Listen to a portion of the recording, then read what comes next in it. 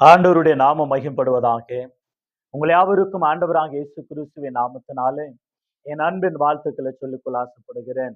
எனக்கு அருமையானவர்களே, இந்த நாள்ல கூட நல்ல ஒரு பாடம் கற்றுக்கொள்ள பிதாவாகி தேவன் நமக்கு உதவி செய்வாராக. இந்த நாள்ல கூட விசேஷமாக முடியட்டும் வெடியட்டும், ஒரு வெடிர் காலம் உண்டாகட்டும். நம்முடைய வாழ்க்கையில ஒரு முடிவு உண்டு, ஒரு ஆரம்பம் உண்டு. ஆகவே ஆரம்பம் அற்பமானாலும் முடிவு சம்பூர்ணமா இருக்கும் என்று வேதம் சொல்லுகிறத பார்க்கிறோம்.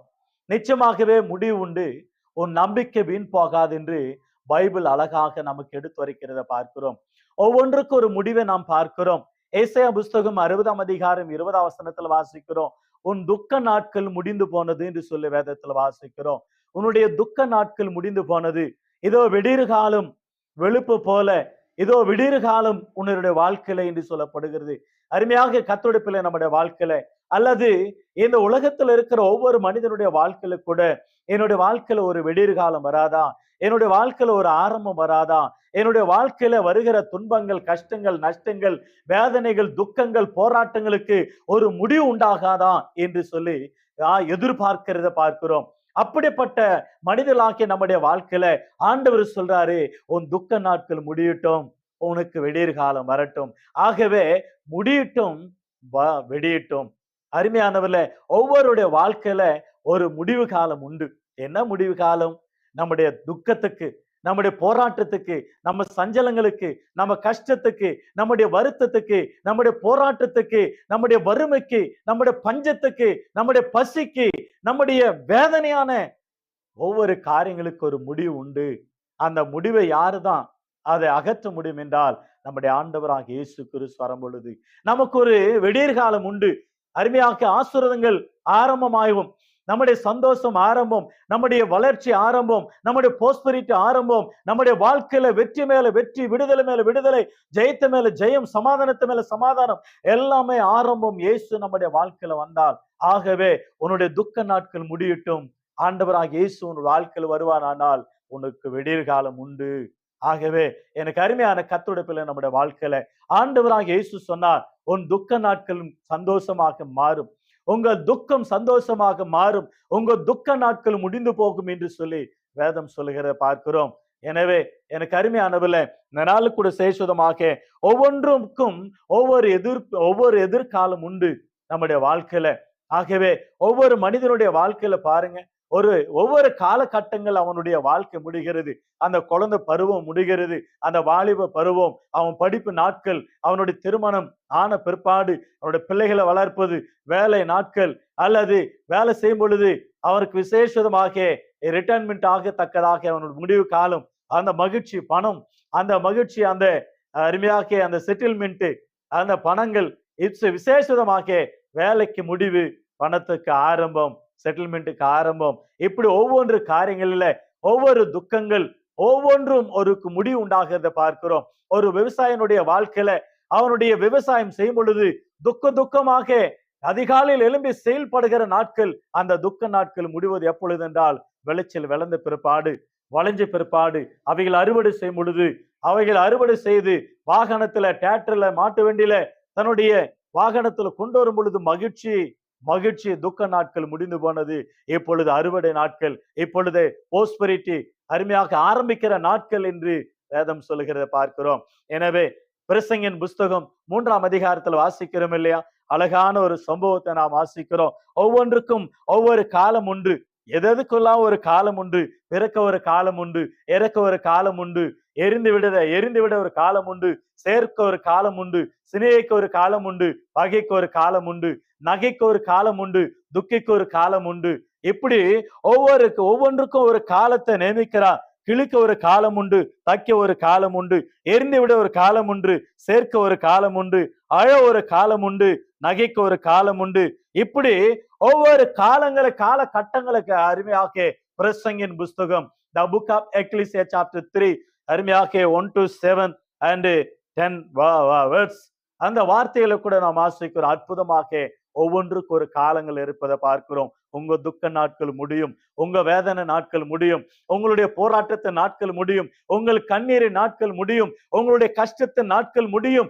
ஒவ்வொன்றுக்கும் ஒவ்வொரு முடிவு உண்டு. அந்த முடிவை யார் உண்டாக்குறது என்றால் ஆண்டவராகி தேவன் அதை உண்டாக்குவார். ஆண்டவராகிய இயேசு நம்முடைய வாழ்வில் வருவாரானால் அந்த லைஃப் விசேஷமாக ஒரு மாற்றம் உண்டாகும். நம்முடைய வாழ்க்கையில ஒரு life, what is the life, நம்முடைய வாழ்க்கையில ஒரு பெரிய மாற்றத்தை உண்டாக்கும். வாழ்க்கை என்பது போராட்டமா அல்லது பூந்தோட்டமா என்று நிறைய பேர் சொல்வார்கள். நிச்சயமாகவே அது போராட்டமா தான் இருக்கும். ஆனாலும் ஆண்டவருக்குள்ள இருப்போமானால் அது பூந்தோட்டமாக இருக்கும். ஆகவே சிறைச்சாலிருந்து அருமையா எழுதுகிறார் நிருபங்களை. அப்போது பவுலானவர் சொல்ற ஒரு வார்த்தை, பரிசுத்த ஆவியானவர் நிறைவோடு சொல்லுகிற ஒரு வார்த்தை, கர்த்தருக்குள் மகிழ்ச்சியா இருங்கள், நீங்கள் எப்பொழுது மகிழ்ச்சியா இருங்கள் என்று மறுபடியும் உங்களுக்கு சொல்லுகிறேன். சிறைச்சாலிருந்து எழுதுகிறார். பிலிப்பியர் புஸ்தகம் 4ஆம் அதிகாரம் 4ஆம் வசனம், 5ஆம் வசனம், 6ஆம் வசனத்துல நீங்கள் ஒன்றுக்கு கவலைப்படாமல் மகிழ்ச்சியா இருங்கள், ஜபத்தோடு ஆண்டவருக்கு தெரியப்படுத்துங்கள், உங்கள் துக்கம் சந்தோஷமாக மாறும் என்று வேதம் சொல்கிறது. What is the life? ஒரு துக்கம் தான் ஒரு பக்கம் சந்தோஷம். ஆண்டவர் இருக்கும் பொழுது போராட்டத்திற்கு மத்தியில ஆண்டவர் வெற்றி தருவார். ஆகியனாலதான் அப்போஸ்தலன் பவுல் பரிசுத்த ஆவியினால் நிரப்பப்பட்டவரா சொல்லுகிற ஒரு வார்த்தை என்னவென்றால், நல்ல போராட்டத்தை போராடினேன், நான் ஓட்டத்தை முடித்தேன், நான் ஜெயித்தேன், ஆகவே எனக்காக நீதி கிரீடம் எனக்கு மட்டுமல்லாமல் இயேசு கிறிஸ்துவினுடைய பிரசன்னத்தை விரும்புகிற யாவருக்கும் அது உண்டாகும் என்று சொல்லப்படும். உங்களுக்கும் தான். ஆண்டவராய் தேவன் 10 நாள் தான் வெளிப்படுத்தின விசேஷம் 2ஆம் அதிகாரம் 10ஆம் வசனத்துல, நீங்கள் படப்போகிற பாடுகள் குறித்து எவ்வளவும் பயப்படாதே, 10 நாள் உபத்திரப்படுவீர்கள், அப்பொழுது முடிவருந்தும் உண்மையா இருப்பீர்கள் என்றால் ஜீவ கிரீடத்தை பெற்றுக் கொள்வீர்கள். அப்போஸ்தலர் புஸ்தகம் 14:22 வாசிக்கிறோம். நம்முடைய உபத்திரத்தின் வழியாக பரலோகத்துக்கு போக வேண்டிய நிலை. ஆகியனர் மத்தேயு 7ஆம் அதிகாரம் 13-14 வாசிக்கிறோம். இடுக்கமான வழி பரலோகத்துக்கு. அருமையான ஆண்டவராய் தேவன் அதை நாம் பிடித்துக் கொள்ள வேண்டும் என்று ஆண்டவர் சொன்னார். நான் வழி சத்தியம் ஜீவனமா இருக்கிறேன். ஆண்டவராய் தேவன் வழியா இருக்கிறார். ஆகவே ஒரு முடிவு உண்டு. நிச்சயமாகவே ஆண்டவராகி தேவன் சொல்லுகிற வார்த்தை, உங்க நம்பிக்கை வீண் போகாது, உங்க துக்க நாட்கள் முடிவு உண்டு, உங்கள் வேதனை நாட்களுக்கு முடிவு உண்டு. ஆகினால வேதத்துல அற்புதமாக நம்முடைய வாழ்க்கை என்றால் என்ன என்பது குறித்து கேள்வி கேட்டால் பலவிதமா சொல்லலாம். வாழ்க்கை மாறி மாறி வரும். பகல் வரும், இரவு வரும், அருமையாக வெளிச்சம் வரும், இருள் வரும், அருமையாக இரவும் பகலும், சூரியனும் சந்திரனும் ஒவ்வொரு நாளும் மாறி மாறி வெளிச்சம் கொடுக்கிற வண்ணமாக நம்முடைய வாழ்க்கையில துக்கமும் சந்தோஷமும் துக்கமும், அதுதான் வாழ்க்கை. அதுதான் போராடி ஜெயிக்கிற ஒரு வாழ்க்கை. நாம் குறுகிய நாட்கள் இருக்கிற இந்த உலகத்துல, அந்த நாட்களில் இயேசு நம்மோடு கூட இருந்தார். ஜெயம் தருகிறவரா, வெற்றி தருகிறவரா, போஸ்பிரிட்டி தருகிறவரா, மகிழ்ச்சியாக்குகிறவரா, ஆசீர்வதிக்கிறவரா நம்முடைய ஆண்டவர் அற்புதமான தேவனா இருக்கிறார். ஆகவே உங்கள் துக்கு நாட்கள் முடியும். இஸ்ரவேல் ஜனங்கள் 430 வருடம் எகிப்து தேசத்தில் இருக்கிறார்கள். 30 வருடம் யோசேப்பு இருந்தார், சுகபோகமா வாழ்ந்தார்கள். ஆனா 400 வருடங்கள் அவர்கள் பட்ட பாடுகள், 4 தலைமுறை அவர்கள் பட்ட வேதனை கொஞ்ச நெஞ்சம் கிடையாது. அவர்கள் வாழ்வதற்கு அவர்கள் விருப்பப்படாமல் அவங்க வாழ்க்கையை அவங்களுக்கு கசப்பாக மாறிவிட்டது. ஆண்டவராய் தேவன் அந்த கசப்பான வாழ்க்கையை 400 வருடங்களுக்கு பிற்பாடு ஆண்டவர் விடுதலாக்கி அற்புதமாக பாலும் தேனும் ஓடுகிற தேசத்தை ஆண்டவர் கொடுத்தா. அற்புதமான தேசத்தை ஆண்டவர் கொடுத்தா. எனக்கு அருமையான கர்த்தருடைய நம்முடைய வாழ்க்கையில எவ்வளவு வருஷம் என்னுடைய வாழ்க்கை என்று அநேகர் போராடி அநேகர் மேற்கொள்ளாமல் மரித்து போயிருக்க கூடியும். நீங்கள் மரித்து போக கூடாது. மரணம் உங்களை மேற்கொள்ள கூடாது. மரணத்தை ஜெயித்த இயேசு கிறிஸ்து நமக்காக இருக்கிறார். அவர் நமக்காக மரணத்தை ஜெயித்தவர், மரணத்தை ருசி பார்த்தவர், மரணத்துக்கு அதிகாரி ஆகிய பிசாசானவனை சிலுவையிலே ஜெயித்தவர் நம்முடைய ஆண்டவர். அவர் நம் பட்சத்துல இருக்கிறார். அவர் நம் கூட இருக்கிறார். எல்லாவற்றுக்கும் ஒரு முடிவை உண்டாக்குவார் ஆண்டவர். அவர் நம்மோடு கூட இருக்கிறார். தைரியமா இருக்க வேண்டும். ஆகவே மரணமே நமக்கு முடிவல்ல. மரணம் நமக்கு முடிவல்ல. போராட்டம் நமக்கு ஒரு பெரிய ஜெயத்தை கொண்டு வரும். போராட்டம் வந்தால் ஜெயம் வரும். கசுப்பு வந்தால் ஒரு இனிப்பு வரும். இரவு வந்தால் ஒரு பகல் வரும். வெளிச்சம் வந்தால் அருமையாக ஒரு இரவு வரும். ஆனாலும் அவைகள் மத்தியில தேவன் நம்மோடு கூட இருந்து, மரண இருள் பள்ளத்தாக்கில் நான் நடந்தாலும் பொல்லாப்புக்கு பயப்படு, தேவரையும் கூட இருக்கிறேன் என்று சொல்லி இஸ்ரவேல் ஜனங்கள் இரவும் பகலும் 40 வருடங்களாக வனாந்தரத்தில் ஆண்டவர் நடத்தி பாலும் தேனும் ஓடுகிற தேசத்தை கர்த்தர் கொடுத்தா. அவர்கள் வெட்டாத கிணறுகள், நடாத தோட்டங்கள், கட்டாத வீடுகளை கட்டிக்கொண்டு மகிழ்ச்சியாக ஆண்டவர் அவர்களை மகிழ்ச்சி ஆக்கினார். எனக்கு அருமையான கர்த்தருடைய நம்முடைய வாழ்க்கையில, உன் வாழ்க்கையிலும் ஒரு நாள் துக்கம் மாறும். உன் வாழ்க்கையிலும் வேதனைகள் மாறும். உன் வாழ்க்கையிலும் ஆண்டவராய் தேவன் ஒரு மாற்றத்தை கொடுப்பார். என்பதை குறித்து மறந்து விடாதே. நிச்சயமாகவே முடிவு உண்டு. உன் நம்பிக்கை வீண் போகாது. உன் துக்க நாட்கள் முடிந்து போகும். ஆகவே முடியட்டும், வெடியட்டும் உன் கால். உன் துக்க நாட்கள் முடியட்டும், வெடியட்டும். பொறுமையா இருக்க வேண்டும், அமைதியா இருக்க வேண்டும், ஜெபத்தில் இருக்க வேண்டும், காத்திருக்க வேண்டும், வேதத்தை வாசிக்க வேண்டும், ஆண்டவரும் நம்பிக்கை வைக்க வேண்டும், ஆண்டவர் ஆராதிக்க வேண்டும், ஆண்டவருடைய ஆலயத்துக்கு கடந்து செல்ல வேண்டும். 18 வருஷமாக கூனியா இருந்த பெண்மணி ஆலயத்திலே ஒவ்வொரு நாளும் கடந்து சென்றார்கள். அவர்களுடைய ஆண்டவராகி தேவன் வருகிற நாட்கள், அவங்களுடைய துக்க நாட்கள் முடிந்தது. 18 வருடம் ஆகட்டும், முடியட்டும் உன்னுடைய கூனி. அந்த நாட்கள் நீ மகிழ்ச்சியாக வெடியட்டும். உன்னுடைய வாழ்க்கையில முடியட்டும், வெடியட்டும். 18 வருஷங்கள் பிற்பாடு சாத்தான் கட்டி வைத்திருந்த கட்டுகளை தேவன் ஆலயத்துல அருமையாக அற்புதம் செய்ததை பார்க்கிறோம். எனக்கு அருமையானவள, 18 வருஷம் கூனியா இருந்த பெண்மணி முடியட்டும், வெடியட்டும். வெடிர் காலம் வந்தது. அருமையாக 38 வருஷமாக வேதியா இருக்கிறான் ஒரு மனிதன். 38 வருஷம் எனக்கு சுகமாகாதா என்று பெதஸ்தா கொலைத்தண்டையில படுத்து இருக்கிறான் இரவும் பகலும். ஆனா ஆண்டவர் வந்தார். 38 வருஷம் முடிந்த பிற்பாடு இயேசு வந்து, சுகமாக விரும்புகிறாயா? நீ விரும்புகிற என்னிடத்துல கேள், நானே சுகம் தருகிறவரா. யெகோவா ரஃபா, யெகோவா ஹீரோ, Jehovah El Roi, Jehovah Nissi, Jehovah Shalom, Jehovah Shammah, Jehovah Rapha, சுகம் தருகிற தெய்வமா இயேசு வந்து 38 வருஷம் முடிந்த பிற்பாடு அவருடைய வாழ்வில் ஒரு மாற்றத்தை, சுகத்தை கத்தர் கொடுத்து, உன் படுக்கை எடுத்துக்கொண்டு நட என்று சொன்னார். முடிந்து போனது. 38 வருஷம் பிற்பாடு சுகத்தை கண்டடைந்த மனிதன்.